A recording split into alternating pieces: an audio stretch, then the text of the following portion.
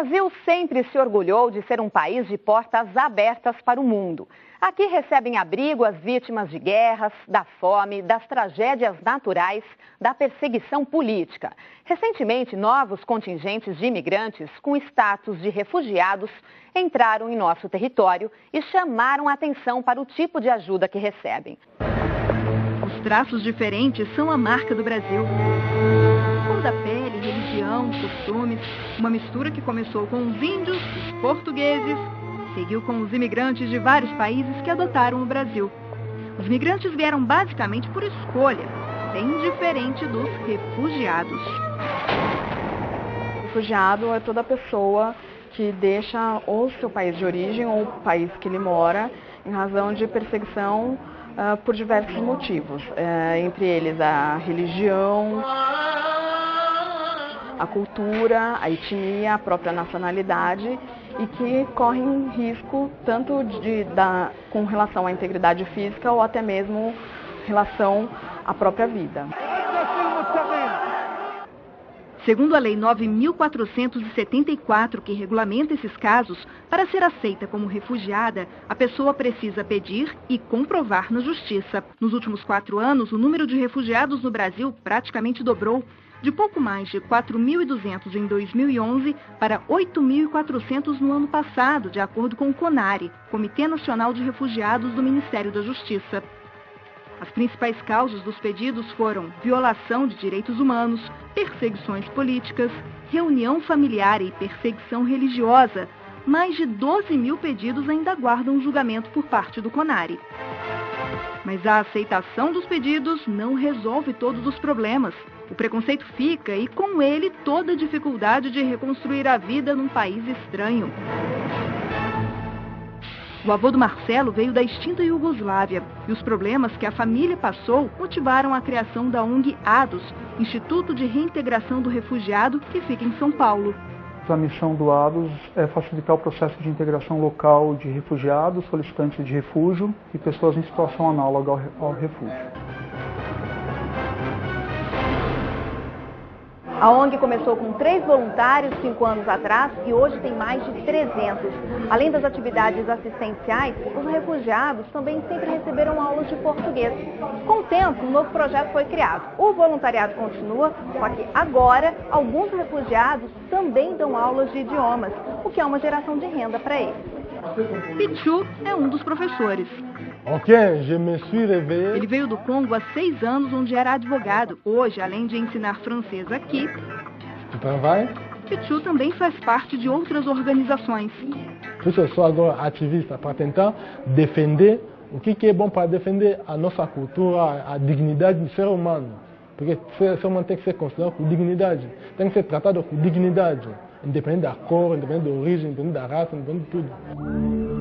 Não pode considerar só um refugiado como um mendigo.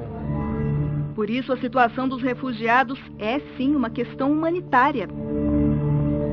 Enquanto no seu país de origem, no seu estado de origem, a situação que fez com que ele fugisse permanecer, que é a situação que o coloca em risco, ele pode permanecer no Brasil. Ele pode trabalhar, pode estudar, utilizar os serviços públicos, e ele conta com alguns programas especiais do governo federal para auxiliar sua estada no Brasil. Existem facilitadores para alguns povos entrarem no Brasil. É o caso dos haitianos, em grande parte imigrantes, que começaram a chegar aqui depois que um terremoto devastou o país em 2010. Atualmente vivem no Brasil 56 mil haitianos. E desde 2012 o governo vem concedendo visto humanitário a eles. Nosso país também se tornou uma das grandes alternativas para os sírios, que fogem da guerra civil que teve início no país em março de 2011. Eles são o povo com mais refugiados do Brasil, seguidos dos angolanos e dos congoleses. Muna, o marido e os 4 filhos chegaram ao Brasil em 2013 e aqui se sustentam cozinhando pratos típicos da terra deles. Depois da guerra, não tem remédio para criança, não tem vacina para criança. Só 2 horas com luz e outras horas sem luz. Água também, mesma caso. marido de Muna é engenheiro naval e está aperfeiçoando o português para tentar um emprego nessa área no Brasil. Se depender da vontade da família, o futuro já está definido.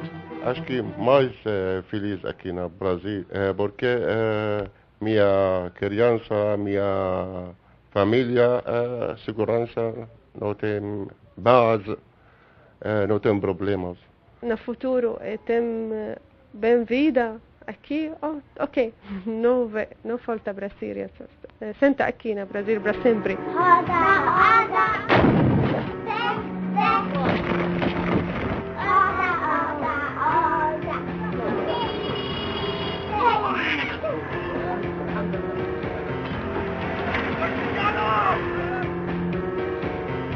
O sonho de imigrantes de fazer a vida em outro país pode acabar em um aeroporto e com uma ordem de deportação.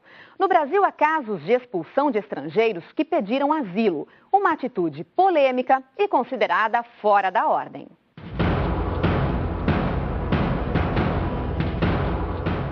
A cena em julho do ano passado chamou a atenção do mundo. Num debate numa escola, a chanceler alemã ouviu o desejo de uma garota palestina de ficar no país e ir para a universidade. A família dela vivia na Alemanha há 4 anos e corria risco de ser deportada. Para a decepção da menina, Angela Merkel disse que o país não daria conta se todos os refugiados quisessem ir para lá. Nem sempre um país aceita um estrangeiro. E quando a pessoa já está em seu território, o governo tem instrumentos para determinar a sua saída compulsória: a deportação, a extradição e a expulsão. Até mesmo o Brasil, que historicamente acolhe imigrantes, como a gente vê aqui no bairro da comunidade japonesa, em São Paulo, usa esses expedientes. Um dos casos mais famosos que despertou polêmica ocorreu no Pan-Americano de 2007, no Rio. Membros da delegação de Cuba desertaram. Na época, 2 atletas que teriam assinado contrato com uma empresa alemã foram presos por estarem sem documentos. O Ministério da Justiça mandou os boxeadores de volta à Ilha dos Irmãos Castro. Pela Lei 6.815 de 1980, também chamada de Estatuto do Estrangeiro, a deportação a cargo da Polícia Federal ocorre nos casos de entrada ou permanência irregular de estrangeiros no país. Ele deixou passar o prazo do seu visto em território nacional, ou ele extrapolou o objeto do visto. É um sujeito que está no Brasil com visto de turista e que foi pego exercendo atividade econômica. Ele saiu daquele foco que era o visto dele. A expulsão é feita quando o estrangeiro atenta contra a segurança nacional, a ordem, a tranquilidade, a moral pública e a economia popular. Uma vez expulso, a pessoa não pode mais retornar ao país. Entre 2009 e 2014, o Brasil determinou a expulsão de 2.183 estrangeiros. Já a extradição depende de acordos internacionais. Um país pode requerer de outro que entregue alguém acusado ou condenado por algum crime. A extradição se dá em 2 circunstâncias: se a pessoa está sofrendo um processo penal ou já teve condenação penal, em razão do chamado princípio da territorialidade da lei penal. Então a lei penal ou a sentença penal ela não poderia ser executada no Brasil, ela teria que ser executada no local onde o crime foi cometido. Por isso que eu tenho esse mecanismo de extradição. Foi o que o Brasil fez no caso do traficante colombiano Juan Carlos Abadia. Acusado de tráfico de drogas e 15 homicídios nos Estados Unidos, ele foi extraditado a pedido do governo norte-americano. Em outro caso famoso, o do italiano Cesare Battisti, o Brasil negou a extradição para a Itália, alegando que o ativista sofria perseguição política. A decisão do então presidente Lula provocou uma crise entre os 2 países. Acusado de 4 assassinatos, Battisti foi condenado à prisão perpétua pela justiça italiana. Segundo o advogado, membro da Comissão de Proteção aos Refugiados da OAB de São Paulo, a saída compulsória de estrangeiros não costuma ser aplicada a quem recebeu asilo ou refúgio no país.